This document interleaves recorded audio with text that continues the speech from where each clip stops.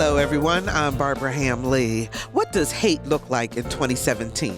It looks like what happened in Charlottesville, torch-carrying white men marching on the campus of UVA, clashes in the streets the next day, with one woman killed and others injured simply because they stood up for what's right.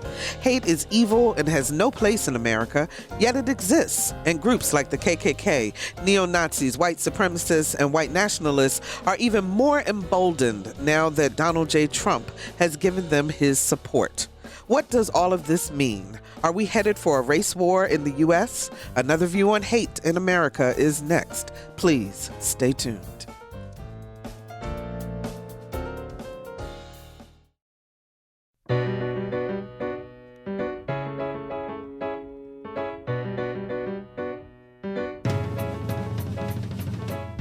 Discussing today's topics from an African American perspective, this is Another View. Hello, everyone, and welcome to Another View. I'm Barbara Ham-Lee. August 15th, 2017 is a day I shall never forget. It is the day that I watched the leader of the United States defend hate groups, those who espouse white supremacy and hate anyone who is Black, Brown, Native American, LGBT, Jewish, Muslim, or in any other way different from them. For the first time in my 60 years of living on this earth, I was actually frightened. I truly understand how my ancestors felt when the crosses burned on their lawns. How did we get to the place where hate groups kept on the fringes now seem to be mainstream? For some perspective, we welcome back to Another View our favorite historian, Dr. Cassandra Newby-Alexander, Professor of History and Director of the Joseph Jenkins Roberts Center for the Study of the African Diaspora at Norfolk State University. How you doing, Cassandra? Fine. Thank you, Barbara. Thank you so much for being with me. And joining us by phone is Dr. Angela Allen Bell, BK, let me make sure I pronounce this right, Agnihotri, I hope, Endowed Professor at Southern University Law Center. Dr. Allen Bell, how are you? I'm great, and thank you so much for having me. And yes, you did pronounce it correctly. Oh, thank goodness, because I was worried. Absolutely. I also want to let our audience know not only can you watch us online at anotherviewradio.org, but we are also live on Facebook. So you can go to our Facebook page, Another View, and listen to and watch the show there. So, ladies, I talk about being afraid for the first time, frightened. But really, that's not even the right word. There was a visceral reaction in my body, honestly, listening to the president and his words the other day. And I just wonder, from last Saturday to his news conference and everything that has transpired, what was your reaction? I'll start with you, Cassandra. I have to say, as a historian who studies African American history, I'm a bit jaded. It simply was reminiscent of the trends that have occurred in our country since its founding. Every so many decades, there's this sense that of entitlement, especially among white male working classes, but also among the elite as well, where they feel as if their position may possibly be challenged in some way. And there is a reaction that happens. And up until perhaps the 1670s, that reaction was towards other white males who were not wealthy, who were not privileged. But after Bacon's Rebellion in 1676, that reaction turned exclusively towards African Americans. And then by the time we get into the 20th century, actually the latter part of the 19th century, that began to really focus on a lot of immigrants coming from Europe, not so much from England or France, but from Germany, from Ireland especially, and then eventually from the rest of Europe. There was that reaction. Of course, when we're talking about Western Europe, the Swedes and so forth, they were never impacted. But these other groups who were not considered in any way Anglo-Saxon Protestant or were not part of France, or these countries that had been here, people had been here in this country for at least a century, they didn't get that reaction, but the newer ones did. Yeah. Angela Allen Bell, what was your reaction? What did you think? Well, where I lived in Louisiana, It is very, very close to some of the documented hate group activity in Greensburg, Louisiana. It has become very normal for me since President Trump was elected to see a lot of these individuals in this area of southern Louisiana erect the Confederate flags, place them on the back of their trucks, ride around in my communities like that on Saturdays. It has become very normal to see that public statement of hate on display. I remember during the election, as I would drive from home into campus in Baton Rouge, along the route near Walker, Louisiana, Denham Springs, Louisiana, there were endless David Duke signs, Trump signs. So it was very, very apparent to me during this election that there was some level of awakening, which is not new. This happens, it subsides, it happens again. And so when I saw these events unfold and then, of course, witnessed the president's remarks, for me it was a confirmation of what I had predicted in the ensuing months. So the question at this point is not, wow, I'm in shock that this happened, because I'm not. It is, for me, we are, as people, survivors. We have always actively resisted hatred and bigotry. And so the question now is, how do we shift the paradigm from what they're doing to what our most appropriate collective response needs to be at this moment? I think one of the things that also struck me by the president's words was his body language and the look in his eyes, his whole demeanor. I want to play a little tape of what he had to say the other day.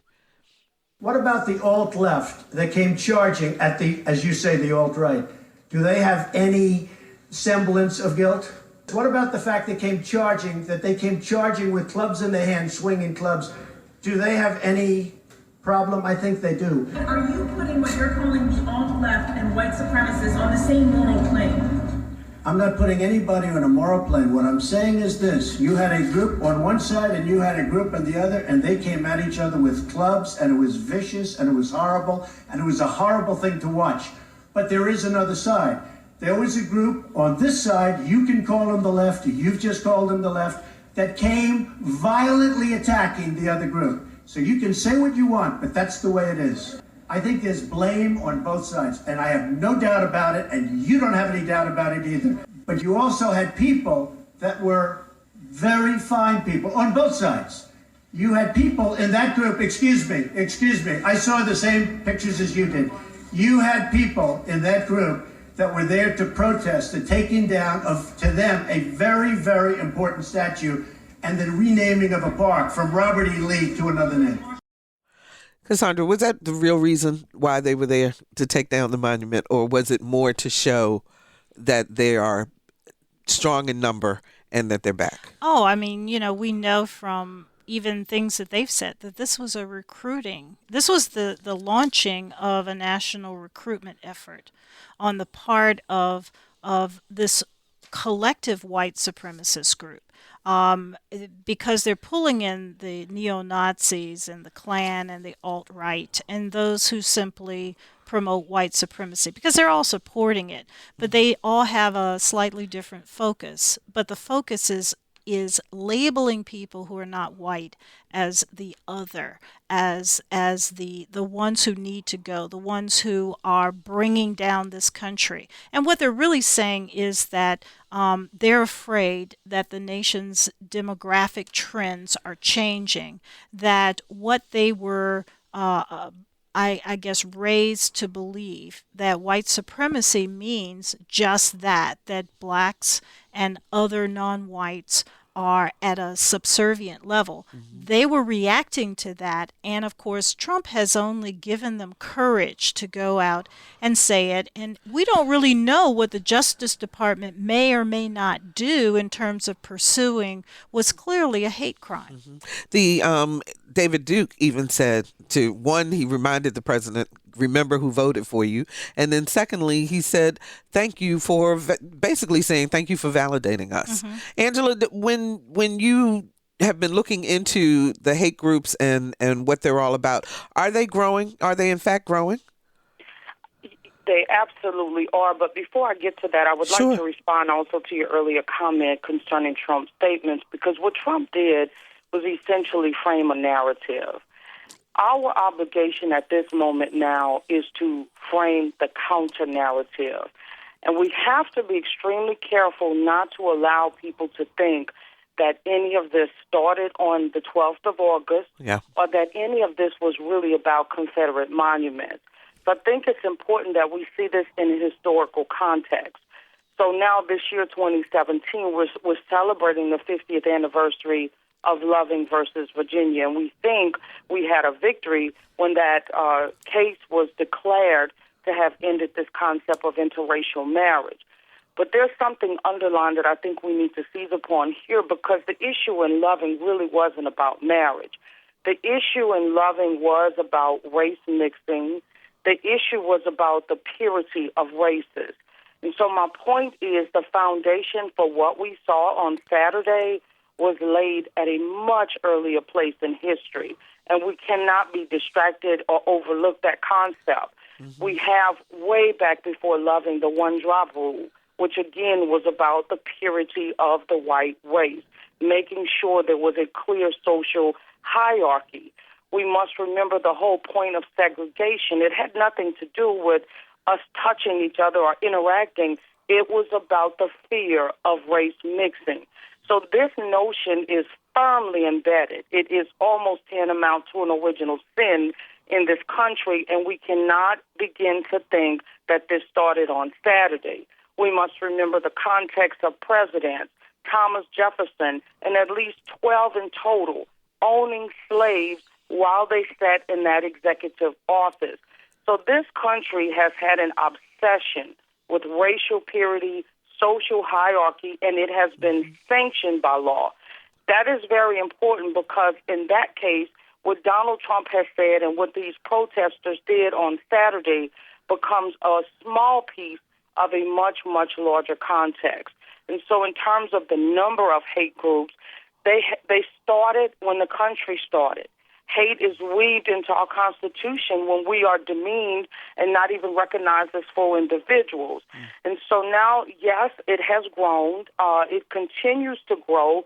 And what we normally see in terms of trends is when there is a big punctuated social movement. For example, segregation has ended. You will see a resurgence of these hate groups. President Obama is elected. We have another landmark moment socially. You see this resurgence. So at this present moment, we are seeing about 917 active hate groups across America. Wow. That does not address individuals. That is strictly organized groups. We know for a fact that the state of California has the most in terms of active hate groups. Florida is second. You might find it interesting that Virginia is number 8 on the list of top 10 hate groups. So this notion of hate, it is firmly embedded in American law and society. It is not new, but what changes is the fact that around 1980, when people began to advocate for some formal tracking system, data began collected, and then we started seeing the FBI do the same thing after we had the passage of the Hate Crimes Act. So it looks almost as if these are recent events, but they're not. And we need to be very careful to put them in their proper social context. Well, actually, to put it in another context also, HBO Vice News did a mini documentary where they actually spoke with some of the reporter from the neo-Nazi group. And I wanted you to take a listen to what he had to say about why we're here. We're showing to this parasitic class of anti-white vermin that this is our country. This country was built by our forefathers. It's sustained by us. It's going to remain our country. I believe, as you can see, we are stepping off the internet in a big way. For instance, last night at the Torch Walk, there were hundreds and hundreds of us.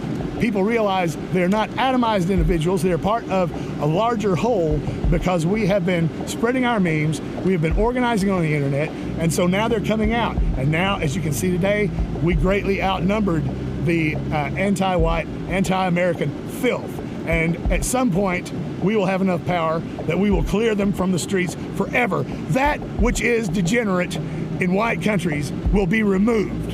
So you're saying showing up in physical space lets people know that, like, there are more like them. We're starting to slowly unveil a little bit of our power level. You ain't seen nothing yet. Wow. Your reaction, Cassandra? I hear bluster. I hear some, in his mind, there's a lot of reality, but I don't think there is as much reality in, you haven't seen anything yet and we're going to overwhelm people. If you stay in your small little circle, even though that circle may be growing, what I have seen is a nation that's growing in its diversity and its strength. And while that element has been in our country and has been for a long time, it was the dominant element. When I look historically, for example, at the Underground Railroad period in American history, there were a lot of whites who did not support slavery, but they were cowered into complying with the law and complying with practices. And I think that it is vital that the people who are not of that mindset get out of their comfortable spaces and begin to step up. And we're seeing some of that, but I think that there is a lot more. And when people feel endangered, they do step up. And I'm also reminded of what happened during the Civil Rights Movement. While there were only a minority of people who stepped up to the plate, when you look, you see young people in that movement. And that started with SNCC, and it catapulted into a whole host of Black Power groups who continue to push that envelope to change America. And what I'm seeing are a lot of young people who are now starting to embrace the possibility that they have power, and their power is in their action and in their voices. They were in a comfortable space. They thought that segregation, discrimination, racism was all over because it had not touched them visibly. But now it's starting to touch them in very real ways. And this blanket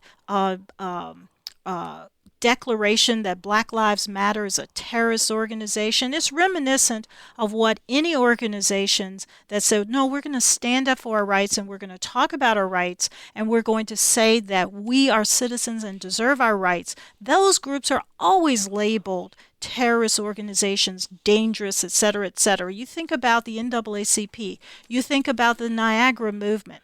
You think about some of these abolitionist organizations that were in the 19th century, even going back to the church organizations, the African Methodist Episcopal Church. They were all labeled as dangerous groups, and their danger was not in advocating violence. Their danger was in advocating their rights. And so we have to put this into context. Otherwise, we see it as a movement that's overwhelming. And I think that once we put it into context, then people begin to realize this is an old argument. The alt-right is simply a more sophisticated Klan group. They're arguing the same things. They're just arguing it in a more nuanced kind of way. I read an article in the New York Times called Down the Breitbart Hole, where they were talking about the editor of Breitbart, Alexander Marlowe. And two things struck me. This one sentence, Alex grew up in one of the crunchier enclaves of Los Angeles, went to school at Berkeley, and lives today in Washington on the boundary between DuPont Circle and Georgetown, which is another way of saying he has spent his whole life surrounded by liberals who can't figure out why he doesn't get it. And then the article goes on to say, this is a current in American life we have not yet fully processed, but history will record a preponderance of today's right-wing leaders who emerged in the toniest quarters of the nation's bluest states. Angela, so is there a higher plane, if you will, of infiltration, if for lack of a better way to put it, of people who ultimately still believe the same things that these hate groups believe, but they're in positions of power where they can really make a difference in terms of the direction of this country? Well, I absolutely concur with that neo-Nazi speaker, and I didn't think that day could ever happen for me, but I don't think that he is overstating in any way their level of organization at this point. I also note that the Southern Poverty Law Center, in reflecting on these new hate groups versus the older ones, made the point that in the last year, the radical right has entered the political mainstream and more aggressively than they have in the last half of the century.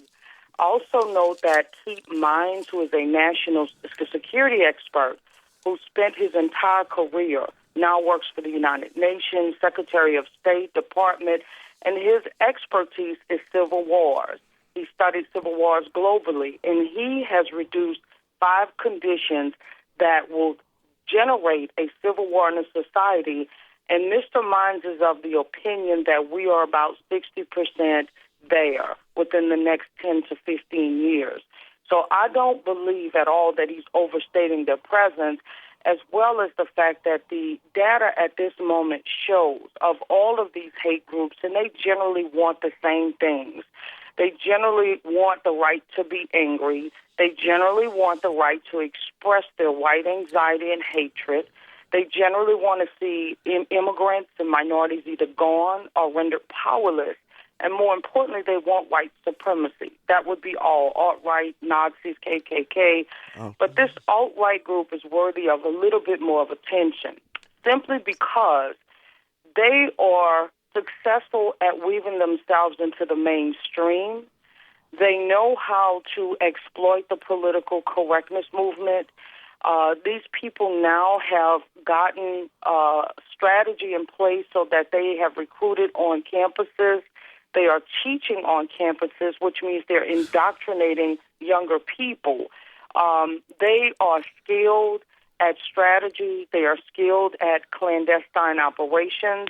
They are even sitting in the White House.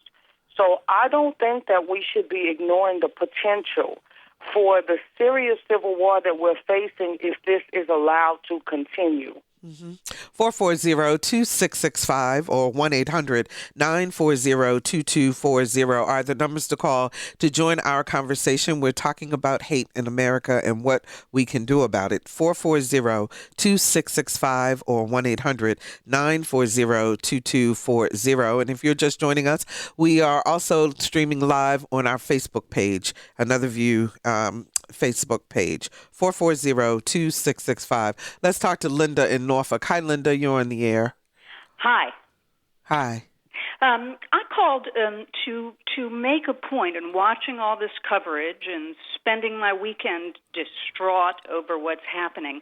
And I'm looking at the mainstream media and realizing that I think a lot of the focus is being misplaced in a way that doesn't work for those of us who need to forward equality. And the issue is, what is the difference between racism and fascism? And I think we all are clear on what racism is, the belief that because people are a different color or from a different country, that they are inferior, and that can take many forms. But what is fascism? And I think we don't stop to think about that and why it's worse. Fascism is a wider set of ideas by a great margin. Fascists want to get rid of a democracy and replace it with essentially a dictatorship that can crush. Now, remember that word, crush, any opposition. Remember what Steve Bannon said. Fascists will use the prejudices that are widely held about particular groups of people to advance their ideas. Historically, support for fascist parties increases during a recession or when unemployment increases and when divisions in society widen.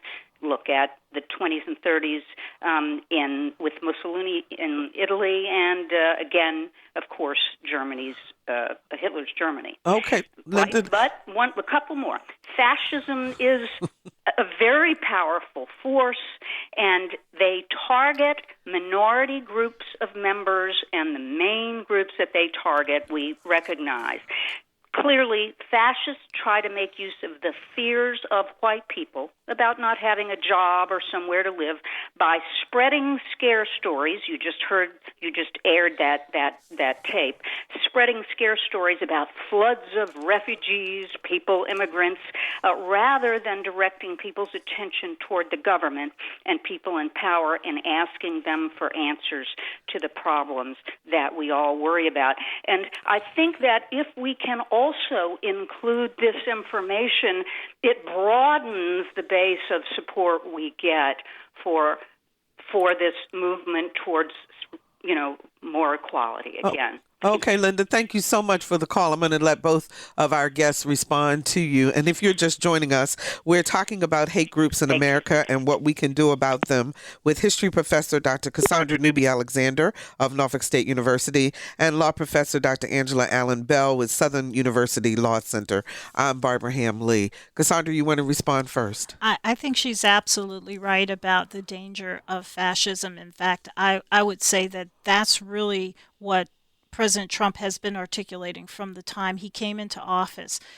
He loves dictators. He believes that he can simply make an executive order and have it carried on through. In fact, even members of his own party have indicated to him that this is a democratic process, and I don't think he respects that at all. And I do believe that in fascism, think about Hitler as well as Mussolini, but in particular Hitler. And think about what the groups were doing in Charlottesville. And they were invoking that blood and sand and, all of those things, Heil Hitler, but Heil Trump. They were invoking this and who? Among young white males. And they were using this as a recruitment tool because these are people who are often disaffected, and especially that age group. They want to belong to a group. They want to feel powerful. They want to feel entitled. And so that is a big danger. And I agree that the counter group has to have something passionate that they rally around as well. But their rallying should also be to the voting polls. Their rallying needs to be in organizing not a defense, but an offense to the values that we say America is really all about. And I think that I'm not seeing that from groups yet to step up to the plate to take on that more global leadership role of how they can counter that movement, because it's easy to hate. All you have to do, if the choice is love or hate, the easiest thing, if you don't feel happy with yourself, is to hate somebody and blame somebody for your own conditions. Angela, you want to respond also to what our caller said in terms of fascism? I absolutely agree with the caller, and I also agree with the professor, except that I would add one thing, and that is, she suggests the rallying should be to the voting polls, and I would offer a different perspective. And my perspective is often we encourage people to go and vote in the system that is inherently biased, the same system that has oppressed us, to ask people to vote to be governed under laws that have legislatively oppressed them. And so I would ask, not only should people be active in the process, but not just at the polls. I think we have reached a place in our existence in this country that our activism needs to be much more systemic, because many of the laws that we're asking people to live by were legislated by racists, were legislated with bad intentions, were legislated in order to maintain a system of white supremacy. So if we keep voting to operate under that same structure, we never see progress. And that would be the only thing I would add. I want to play a clip from President Trump from that same press conference where he talked about what he thought the end of racial problems in our country would be. And I'll tell you, we're spending a lot of money on the inner cities. We're fixing the inner cities. We're doing far more than anybody's done with respect to the inner cities. It's a priority for me. What do you think needs to be done to overcome the racial divide? Well, I really think jobs can have a big impact. I think if we continue to create jobs, over 1 million, substantially more than 1 million, and you see just the other day the car companies coming in with Foxconn. I think if we continue to create jobs at levels that I'm creating jobs, I think that's going to have a tremendous impact, positive impact on race relations. And what you said today, how do you think that will impact the racial? Because the people are going to be working, they're going to be making a lot of money, much more money than they ever thought possible. I mean, your remarks so that's going to happen. And the other thing, very important, I believe wages will start going up. They haven't gone up for a long time. I believe wages now, because the economy is doing so well with respect to employment and unemployment, I believe wages will start to go up. I think that'll have a tremendously positive impact on race relations. So, is that the solution? Of course not. I mean, aside from this incredibly Pollyannish and surreal perspective that Trump has, the wages don't just automatically go up. What kinds of jobs do people have? And if your jobs are all in the service industries, the wages are going to continue to remain flat. And the Republican Party has stood against bringing up minimum wage. And so I don't see how anything could happen miraculously. And of course, you have to factor in healthcare costs. You have to factor in the existence of jobs. And you're talking about a person who has most of his products made overseas. So how are all these thousands or millions of jobs going to come pouring into the country? So it's a fictional kind of thing. And the problem is so systemic to our country because we, for example, if we truly believe in education, then education should be equally funded. It should not be tied to the cost or the value of your homes, your property taxes. It should be equally funded. We should put far more money into the educational system, and I don't mean testing. I mean teachers, I mean buildings, I mean resources. We should be putting more of that into the schools instead of less of that. I work at an institution, a state institution, where 25 years ago when I first started, the state was funding it at least 60%. Now it's around 35 to 38%. Wow. How in the world are you expecting better results with less money? So we're doing the opposite. And so it's just such an unrealistic Let me get a response from Angela, and then our phone lines are lit up, so I want to get to the phones. Go ahead, Angela. Well, I absolutely agree with her that Trump just offered a very hollow response to that issue concerning jobs.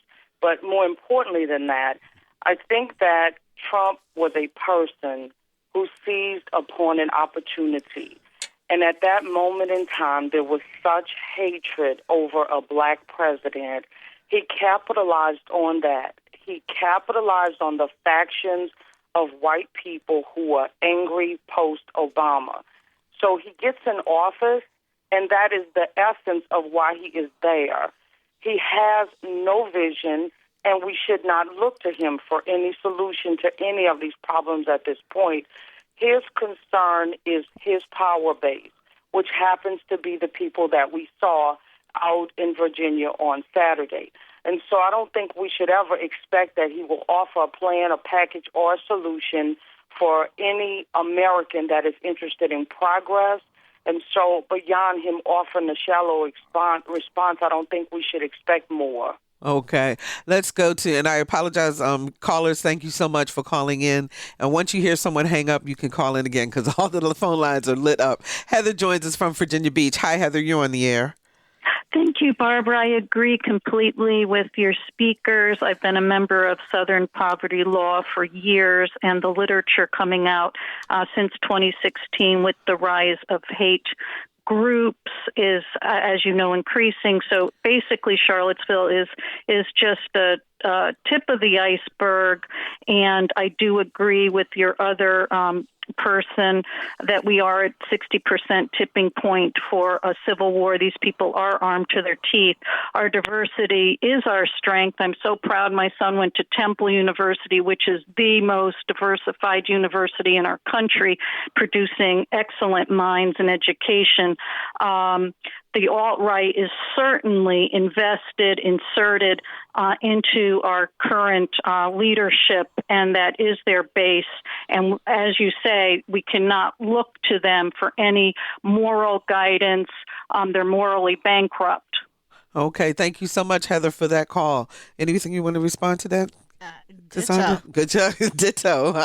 I absolutely agree with Heather. I think that's very precise. Okay, let's go to Charles in Chesapeake. Hi, Charles. You're on the air. How you doing? Okay. I don't see where y'all get off saying that Trump is a racist, number one. Number two is the United States is the biggest company in the world. And nobody looks at it that way. Everybody's looking at it that it's something other than what it is.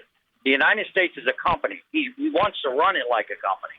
And if the politicians will get off their butts and allow him to run it the way it needs to be run, we would all be in a better position. But everybody wants to see all the negatives, but they can't see the positive.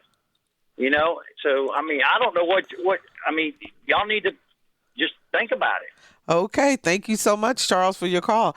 Cassandra, he says Mr. Trump is not a racist and that we need to let him run the United States like a company.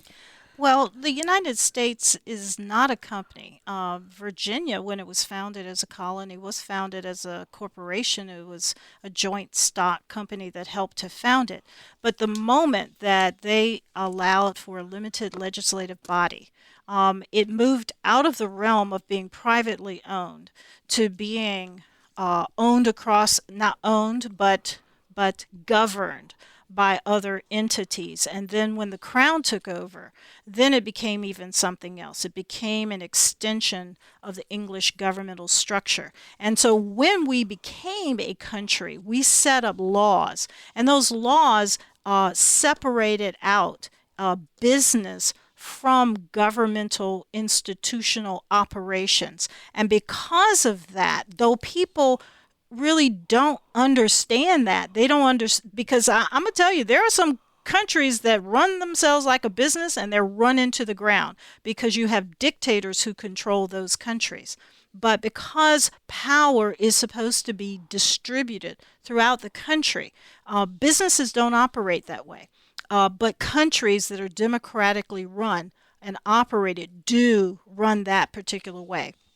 America can adopt certain business principles in the way it operates its government. And I liken that to the educational system. Education is not a business. It can be the business side of education should adhere to business principles, but you don't go in and buy a degree because knowledge cannot be bought and sold. It has to be acquired, and it has to be acquired through hard work and energy. And similarly, when you have a government and you're governing, that governance has to come through equal buy-in from the participants, and it is a give and take, and it is an argument, and it is an effort and a struggle involved. That's not how businesses operate. Now, in terms of Trump being or not being a racist, I guess it all depends on how you define racism. But clearly, Trump believes that there are those who are inferior and those who are superior. And his whole life has really articulated a lot of that from the time he was a youngster working with his father in renting out houses and so forth. And they were twice found guilty of systematic discrimination. So it's not just one time. They found systematic discrimination over the years based on race. And then later on, taking out ads, trying to condemn people who are actually innocent, and then continuing to claim. Talking about the New York yes. 5. Mm-hmm. So, so he has really a long history of that. He may not he may not have just come out publicly, called people the N-word and so forth, but certainly he exhibits all the signs of the textbook definition of a racist. Angela, you want to respond? Yes, I do. I'd like to respond to both. As far as the initial comment that he's trying to run the country as a company, I would certainly agree with Cassandra that that's an inherent flaw in his management style if he believes that he is the CEO of a company, because we are a democracy. We are not a company, and you cannot run a country like you would run a company. Mm-hmm. A democracy involves governance by the people, the whole population of people, which would mean everyone. And therein lies his inability to comprehend the process. He does not seem to understand everyone does not mean white male or white members of the community. It is all members. So that is the initial reaction to that statement in terms of why we think he's a racist, or at least why I think he's a racist. Because as I understand racism, it would have to involve some feeling of discrimination or prejudice towards people who are not of your same group, or either thinking that you're superior to others because of your group. He is a textbook case of a racist. During the campaign, he made statements referring to blacks as living in hell. He talked about the Black Lives Matter movement as if they were a terrorist organization. He talked about Mexicans, calling them rapists, killers, criminals. When David Duke, the racist, came to his aid, he gave that endorsement. President Trump was very slow to resist it. He suggests that stop and frisk should be a policy that violates rights of people, should actually be instituted against Latinos and blacks. He praised the 1700s and the 1800s as a good era, a period in time, by the way, where African Americans were slaves. He has come to the support recently of Joe Arpaio from Arizona, the sheriff, who's found guilty of racially profiling, and Trump now wants to pardon him, which suggests to me that he supports that. As she mentioned, the 2 times that he's been charged with housing discrimination, and then all of the inappropriate things that he suggested about President Barack Obama, which happened to be false. So it is not that we are thinking that he is a racist. It is that he has shown himself to be a textbook case of one. And if he wants that to change, then, of course, his behavior should change. But until it does, he will be labeled as he has shown himself to be. I want to read an email from one of our listeners. His name is Tim Paul out of Portsmouth, and I can't read the whole thing because it's rather lengthy, but he says, I was watching coverage on CNN and there was a panel discussion on Anderson Cooper's show about President Trump's second set of statements regarding the people who were at the rally. A panel member, Paris Denard, proceeded to vehemently defend Trump's statements and actions. What transpired has to be seen to be believed, in my mind, because Paris Denard is African American. He says, I'm having a hard time processing the dynamic of anyone of color supporting President Trump. I worked as an Uber driver for a time, and there have been several African American Trump supporters in my car. One in particular was a 50-ish African American woman who informed me she knew Trump was racist, but that he was going to get her more pay and a better job, and that is why she voted for him. Is there a threshold where some African Americans are willing to, quote, forget overt racism in order to further a personal issue that they wish to promote? That's his question. And he self-describes himself as the whitest guy you will ever meet. So he's a little confused about why, Paris Denard and others support Trump. There's also an article out about a set of pastors, African-American pastors who have come out this week, again, in support of the president and what he's doing.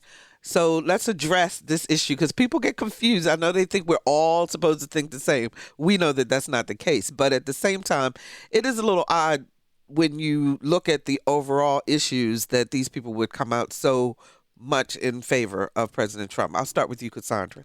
I mean, there's been a very long history in human history of oppressed people aligning themselves with those that they feel are empowered and can benefit them, and are willing to put all aside of any feelings of solidarity with those, whether it's a racial group, or any kind of socioeconomic group, but they're willing to put them aside for personal gain.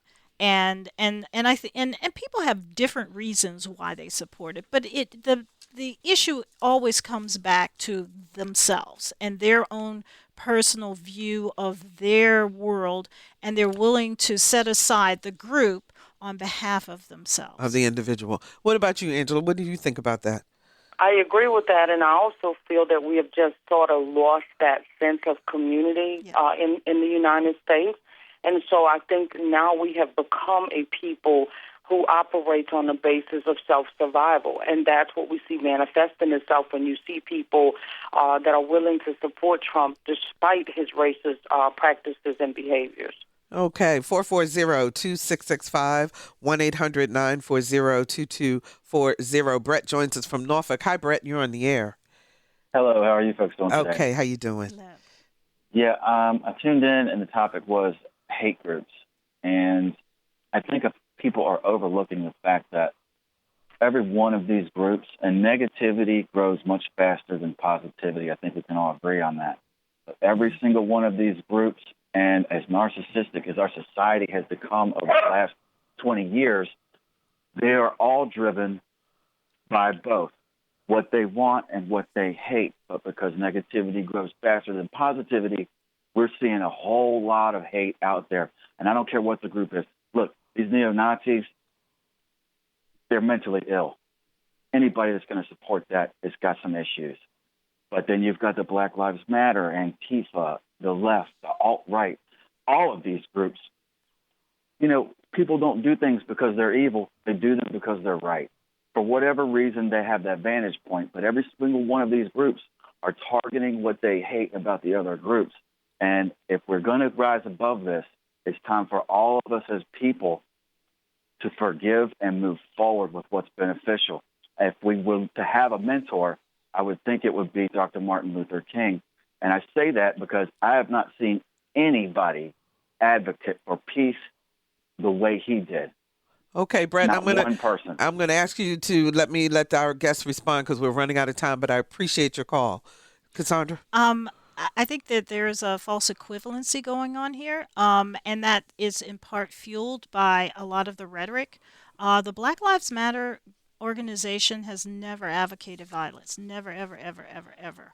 What they have advocated was an attention directed towards the way in which government, whether it's through the police force or the court system, or even the economic system, has regarded African Americans and treated African Americans disproportionately, in great terms, disproportionately worse than white Americans. And their objective is to bring attention to that, but they have never advocated violence. They have never been out there throwing bricks, showing guns, none of that. Do you think some people also, and Angela, I'm coming to you, equate because they saw Black Lives Matters and they also saw people in the streets during that time with Michael Bell and others actually doing that, and so everybody conflated both groups together. What do you think about that, Angela? Well, absolutely, it is factually incorrect to associate Black Lives Matter with the neo-Nazis and alt-right and all of the other hate groups that he articulated. Those other groups are actually hate groups, so Brett is correct in that respect, and Black Lives Matter should not be grouped similarly. They are not a violent group. They do not espouse hate. They are actually invested in a better America. They want to see systemic and policy change that is inclusive of a fair and just and peaceful society. That needs to be clarified, but more importantly, as you look at the way the government has surveilled the Black Lives Movement organizers, I think there's a question to be answered as to how it is that these hate groups that manifested themselves in Charlottesville last week were able to organize such a movement because the organizers of Black Lives Matter has been under surveillance. You would see a lot of times in their movements, people actually, out of such fear of the government surveillance, covering their faces. In contrast, what you saw in Charlottesville was people who were very proud to showcase their faces because they have not gotten the same governmental response. You also saw the display of weapons in Charlottesville, or objects that could have been used as weapons, which you have never seen any Black Lives Matter movement organizer have on display. Why? Because that would not be their practice. They don't espouse violence. But if they wanted to try it, they would not have been allowed. We should think back to the history of the Black Panthers, when the weapons laws at the time that they formed in California allowed them to actually carry those shotguns.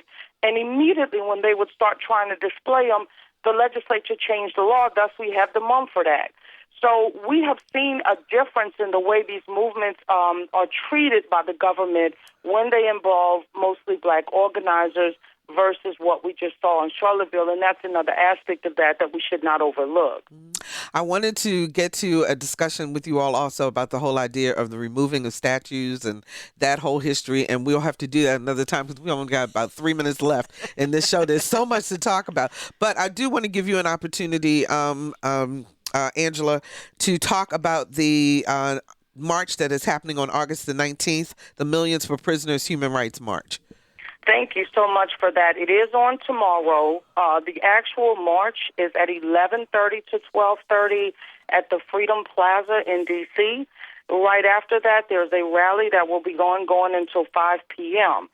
Now, the reason for this march is the fact that we have on the books the 13th Amendment in the United States that essentially allows us to enslave people who are in prison. At this moment, that law has resulted in over 2.2 million people being incarcerated, and now these prisons have become centers of economic profit for many corporations, and we want to cease the enslavement of Americans. And I know you're in shock to hear that because we think slavery ended, but it really didn't. This legislation just allowed it to change forms. So if you can't physically be in D.C., there are also some alternative marches taking place in Alabama, Florida, Georgia, North Carolina, and Texas. And if nothing else, you can donate, you can promote this movement through social media, and you can certainly get involved with the lobbying campaign to remove the enslavement clause from the 13th Amendment. The march is being organized, and there is a website online that you can consult for more information. And you should go to the Millions for Prisoners Human Rights March, and you can get more information online at imweubuntu.com. Okay. Thank you so very much, Dr. Angela Allen Bell, who is an endowed professor at Southern University Law Center. Thank you so much for being with us on the show today. And Dr. Cassandra Newby-Alexander, thank you as always for being with us. We really appreciate it. Thank you, Barbara. And knowledge is power, and we've learned a lot during today's program. Share your knowledge by downloading the Another View podcast wherever you go for your podcast listening pleasure.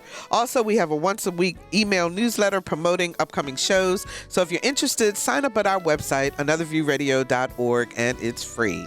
Next week, it's Another View on Health. We talk about a wide range of subjects, including how effective home medical tests are or aren't. Our theme music was composed and performed by Jay Sennett. Lisa Godley is our show producer. Victor Bowen is our audio engineer. Trey Watson and Marcus Troop answered our phones. A special shout out to Trey Watson, our AV intern. Today is his last day with us. Thank you, Trey, so much for all of your help. I'm Barbara Hamley. Thank you so very, very much for listening to Another View.